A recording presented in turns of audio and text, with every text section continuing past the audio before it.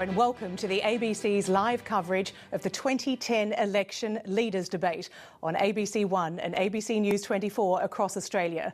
You're watching live pictures from inside the National Press Club in Canberra, the neutral territory for the only planned head-to-head discussion between Julia Gillard and Tony Abbott. David Spears from Sky News is tonight's moderator, and the leaders will be questioned by a panel of 3 journalists, including ABC News 24's political editor Chris Uhlmann. He'll be joined by the Australian Financial Review's political editor Laura Tingle and the Daily Telegraph's political editor Malcolm Farr. The discussion will begin with opening statements from each of the leaders. Let's quickly take a look at the 2 contenders at the Press Club. First, Julia Gillard. Julia Gillard, who would be Australia's first elected female Prime Minister, was born in Wales 48 years ago. She worked as a solicitor before winning the seat of Laylaw in Melbourne in 1998.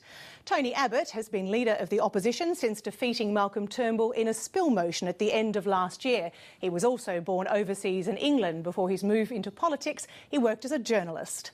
He moved into politics in 1994. Now, let's join David Spears for 2010 Leaders' Debate in Canberra. Good evening and welcome to the National Press Club in Canberra for the 2010 Election Leaders Debate. Please make welcome Prime Minister Julia Gillard and Opposition Leader Tony Abbott.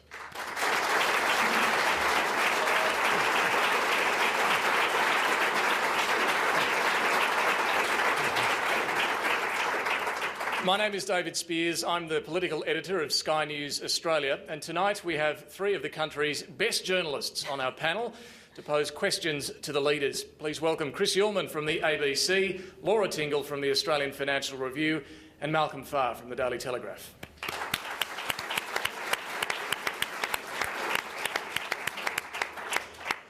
Well, all of us have to vote on August 21, and tonight we want to help you decide who should be leading Australia. Both parties have agreed on a set of rules governing tonight's debate, but we want this to be a real debate as well, where we can hear what both of you stand for and the direction you'd like to take Australia in. Now, the opposition leader won the coin toss and decided to send Julia Gillard into bat first. So, Prime Minister, your opening statement. Thank you very much, David. Thank you, Tony. In 27 days' time, Australia will make a choice. I believe it's a choice between Australia moving forward or going back. And I know you've heard me say those words before. So tonight I'm just going to take a few minutes of your time to explain what I mean by those words. I think Australia is a great country, the best country on earth, but it can be a better country. And that's what I mean by moving forward. All of that starts with a strong economy, with a prosperous Australia. And that's why, when the global financial crisis threatened this country, we did what we needed to do to protect Australian jobs. Now, that was the Better Economic Plan. And for the future, we have the Better Economic Plan, a plan to bring the budget back to surplus in 2013, 3 years earlier than scheduled and before any other major advanced economy in the world. An economic plan where we've given the mining industry certainty, and we will cut company tax because that will make a big difference for jobs in the future. A better economic plan where we can increase superannuation for more than 8 million hard-working Australians, a plan to support small business, and a plan to build the national broadband network, because that is so important to the jobs of the future and how we will live in the future. And with a strong economy, then we can provide the services that families need, great schools, decent healthcare.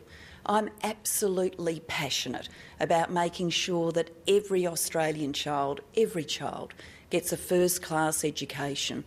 That's why I will deliver a national curriculum, why I will keep investing in the quality of the teachers standing in front of that classroom, why I will keep rolling out our trades training centres, because they're so important, just so important, to getting the real skills that kids need for life and for work.